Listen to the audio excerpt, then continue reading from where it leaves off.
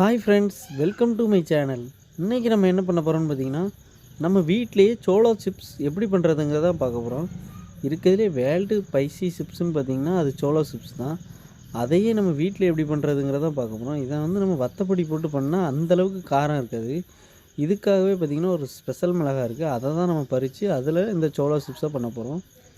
இப்போ பார்த்திங்கன்னா அந்த மிளகாய் பறிக்கைக்கு நம்ம கடை பக்கத்தில் இருக்க தோட்டத்துக்கு வந்துடுங்க. இங்கே பார்த்திங்கன்னா இப்போ தான் தென்னங்கன்லாம் இப்போ தான் வச்சு விட்ருந்தோம். அது பார்த்திங்கன்னா சின்ன சின்னதாக வளர்ந்துட்டுருக்கு. இது பார்த்திங்கன்னா சீனி மிளகான்னு சொல்லுவாங்க. ஆனால் இந்த சீனி மிளகாய் பார்த்திங்கன்னா ரொம்பவே காரமாக இருக்கும். இந்த மிளகாய் பார்த்திங்கன்னா சைஸில் கடுகு மாதிரி சின்ன சைஸாக தான் இருக்கும். ஆனால் காரம் பார்த்திங்கன்னா ரொம்பவே அதிகமாக இருக்கும். அதனால தான் இது சீனி மாதிரி இருக்கிறதுனால இதுக்கு சீனி மிளகான்னு சொல்லி நேம் வச்சுருந்தாங்க. இது பார்த்திங்கன்னா நம்ம தோட்டத்தில் ஒரு செடி தான் இருக்குது. இப்போ முந்திலாம் பார்த்திங்கன்னா நிறையா செடிகள் நம்ம கிராமப்புறத்தில் இந்த செடிகளை நீங்கள் பார்க்கலாம். பார்க்கறதுக்கு குட்டி தக்காளி செடி மாதிரியே குட்டியாக பூ பூத்துருக்கும். ஆனால் பார்த்திங்கன்னா அதில் சின்ன சின்னதாக மிளகா தான் காய்ச்சிருக்கும். இப்போ நீங்கள் பார்த்திங்கனாலே தெரியும். இந்த சைஸை தாண்டி இந்த மிளகா வராது. இந்த சைஸ் தான் வரும் இந்த மிளகா. இங்கே பாருங்கள், நான் சொன்ன மாதிரி குட்டி தக்காளியில் இருக்க மாதிரி சின்ன சின்ன பூவாக பூத்துருக்கும். ஆனால் இந்த மாதிரி குட்டி குட்டியான காய்கள் மட்டும்தான் கிடக்கும். இந்த மிளகா பார்த்திங்கன்னா அதிகமான காரம் இருக்கும். அதனால் இந்த மிளகாயை வச்சு நம்ம சோளோ சிப்ஸ் பண்ணோன்னு வச்சுக்கோங்களேன். காரம் பார்த்திங்கன்னா உண்மையிலே ரொம்ப அதிகமான காரம் இருக்கும். அதுக்காக இந்த மிளகாயை ஒரு கையளவு பறித்து எடுத்துக்கிட்டோம். இதை பார்த்திங்கன்னா இது கூடவே நம்ம சிப்ஸுக்காக பிங்கோ ஒரு பாக்கெட் எடுத்துருக்கோம். அதுவும் ஆனியன் ஃப்ளேவர். இப்போ நம்ம ஒரு கையளவு இருந்த சீனி மிளகாயை நம்ம அரைச்சி எடுத்துக்கிடுவோம். இந்த அளவுக்கு நல்லா அரைச்சதுக்கப்புறம் பார்த்திங்கன்னா நம்ம இதை எப்படி டேரெக்டாக அப்ளை பண்ணோம்னா அது லேஸ் பொரியில் ஒட்டவே ஒட்டாது. அதுக்காக கடாயில் எண்ணெயை ஊற்றி சூடானதுக்கப்புறம் லைட் சூடில் லேஸை ஃபஸ்ட்டு போட்டுட்டு அதுக்கப்புறமா ஒன் லேயர் டு இன்னொரு லேயர், அதாவது 2 லேயராக நம்ம எடுக்கணும்.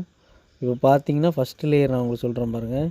இந்த மாதிரி நீங்கள் லேஸை போட்டிங்கன்னா லைட்டாக லேஸ் சூடாயிரும். அந்த சூடோடு அப்படியே எடுத்து நீங்கள் என்ன பண்ணுறீங்கன்னா நம்ம ஆல்ரெடி எடுத்து வச்சுருக்கிற அந்த மிளகாவில் அப்படியே டைரெக்டாக அப்ளை பண்ணிங்கன்னா அப்படியே ஒட்டிக்கிடும்.